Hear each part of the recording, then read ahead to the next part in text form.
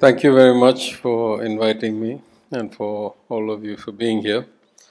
Let me first welcome all of you for this 30th World Education Summit here in our city of Chennai, in our rather wet over the last couple of days city of Chennai.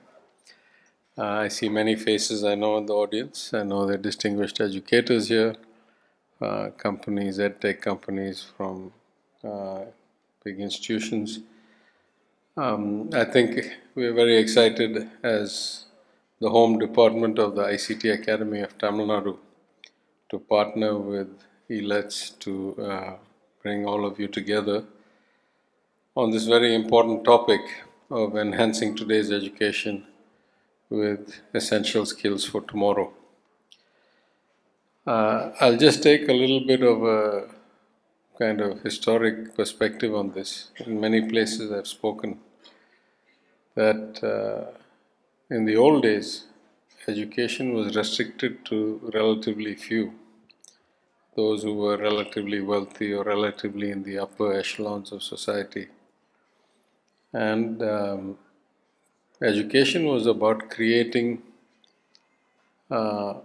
erudite people, about creating civilized people, of creating humane people, rather than skilling them for any particular job. Because actually most of the people who went for education either were relatively not in need of a job because they came from the upper classes, or they were relatively already in a profession like the priesthood for which there was no further filter. They were being educated to be a priest.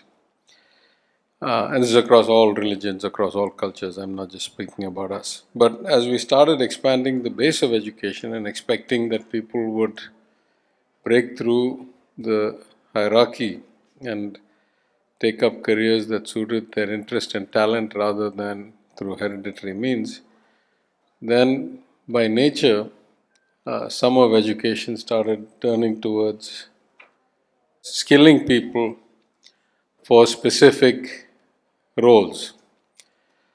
In the case of Tamil Nadu, we have had extraordinary success in some ways, particularly in the field of medicine, where we have more doctors per 1,000 citizens than almost anywhere in the world, certainly more than advanced economies like the United States. We have also seen some major transformations in the education of science, technology, engineering. If you look at engineering in Tamil Nadu, when I graduated from what was then the REC, Regional Engineering College, Trichy, in 1987, I think the state of Tamil Nadu produced about 4,000 engineers. And there were probably, 40,000 jobs searching for these 4,000 engineers. Almost anybody who wanted a job got a placement or a campus, or as in the case of my own career, many of us immediately left overseas and got into master's degrees or fed the graduate programs of the United States and other countries. Today, the state of Tamil Nadu produces about 180,000 engineers a year out of available 250,000 seats or so. That's transformative change. But what that has done is led to a lot of quality gaps, if you will.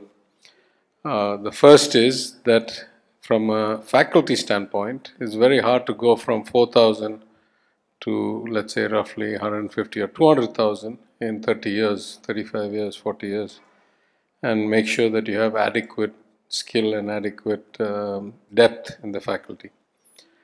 The second is there are relatively few mentors or guides for these students. Many of them, by sheer math, have to be first-generation students in the field, and so they don't necessarily have people to guide them in terms of what subjects to take, what careers to take, etc.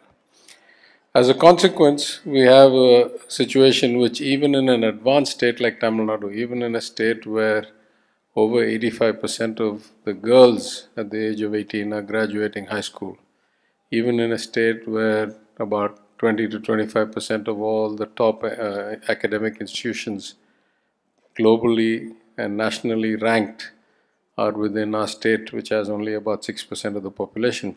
even there we find significant gaps between those graduating with a degree and those that the economy or the companies are looking for, or those that have the capacity to be entrepreneurs or venture creators in an evolving world of technology. This is probably as acute now as it has ever been, because the world of technology as well as the global economy are undergoing some once in a generation, once in 10-year, once in 15-year shifts, the S-curves of the evolution of various cycles of technology as well as globalization or de-risking. And in that context, I think particularly the move towards artificial intelligence, the move towards prompt engineering as a major kind of practice, the ability to mine public information that is of mixed quality and yet arrive at reasonable accuracy without excessive hallucination is likely to be, for example, some skill that is in very high demand, for which, to my knowledge, there is very little formal training or practice today.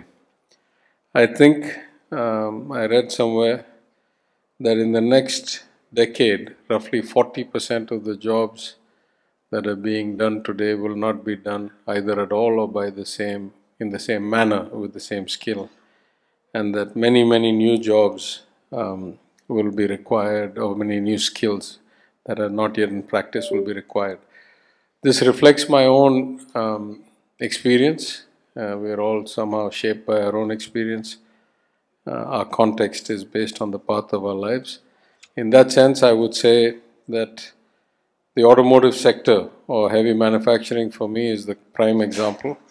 When I was a consultant on the shop floors of major industrial companies in the United States back in the late 80s, early 90s, where there used to be about 100 people working then. Today, that has been reduced to less than 10 people. The extent of automation, of robotics, of processing, of environmental standards that don't allow for human beings to be in the same area, or of labor laws has really impacted the nature of work and the volume of jobs that are there.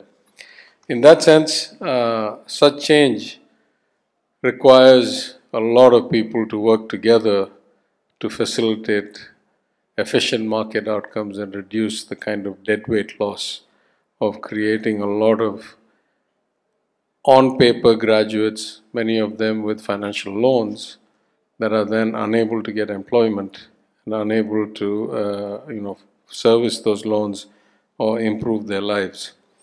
Of course, the role of academia, of academic institutions, colleges, universities, their own syllabus setters, their placement officers, the role of governments, where we need to facilitate and support the adaptation, the role of consultants, of NGOs, of for-profit, non-profit. All of us need to work together, industry, regulators in some cases, degree certifiers, and only then can we try and move forward. Now, it's particularly important for a country like India, because I have just returned this morning, in fact around 1:30 a.m. I landed after a tour of Germany, France, Austria and Greece. And it is very clear to me, both in terms of the people I met of the Indian diaspora, of the Tamil diaspora, but also of the companies I met, that India will be the single biggest source of qualified manpower to the world for the next generation, okay? Not just today. For the next 20 years, we will represent somewhere between 20 and 25% of all people entering the workforce with any skill set beyond, let's say, a high school qualification or certification or diploma in things like electrical, plumbing, HVAC, etc., nursing, chefs, name it.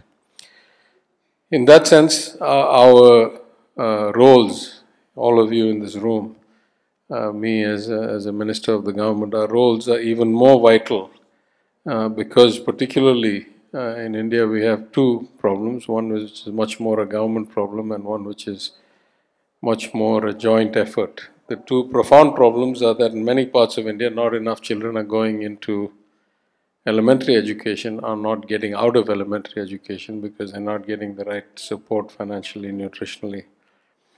This is a big loss for our country and something that if it's not fixed will really decay our future growth prospects and rates. And this I've mentioned multiple times in front of the 15th Commission, Finance Commission. Officially, I happen to have the good fortune to meet the chairman of the 16th Finance Commission, Professor Panagaria, personally for an extended conversation. I brought this up to him as well. If we do not incentivize the inclusion of children of all genders, all communities, all social strata into the elementary education system and ensure they get out, the game is lost. You cannot train people who don't have the basic platform, who can't read, write, do math.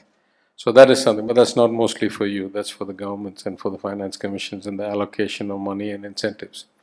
But for the rest of us, it's mostly about taking this talent that is near adequate because they've gone through the system, they have received the basic skills, and in general to make them employable and to more so make them employable as the need keeps changing. Now, some of this is a one-time thing because you can skill them with particular courses. We do a lot of that with places like ICT Academy. We do it at the behest of companies who want their product or their software to be widely used and to have talent in the market that is capable of doing it.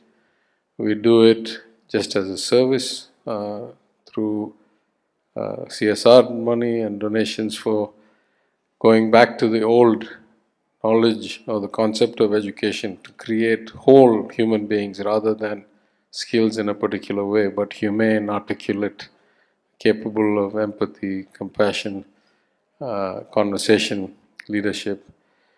And then we also do it for hiring companies in different ways to help them move the average kind of applicant pool away from some distance to right at the edge of where they are capable of being employed and productive in a more immediate way. But I think some of that also needs to be the inculcation of the value of constant learning and adaptation because the market keeps changing so dramatically, so unexpectedly in many cases, that anybody who thinks they've achieved adequate skills that will last them for a lifetime is probably at risk of one day finding that they are not fit for the new market anymore. In that sense, I think the attitude that I've always had in my life as a long-term student, somebody who got 4 academic degrees in 4 different disciplines, and still proudly call myself every day that I'm a lifelong student and want to keep learning. I think that's the kind of value that we have to inculcate whenever we have a chance to influence young people.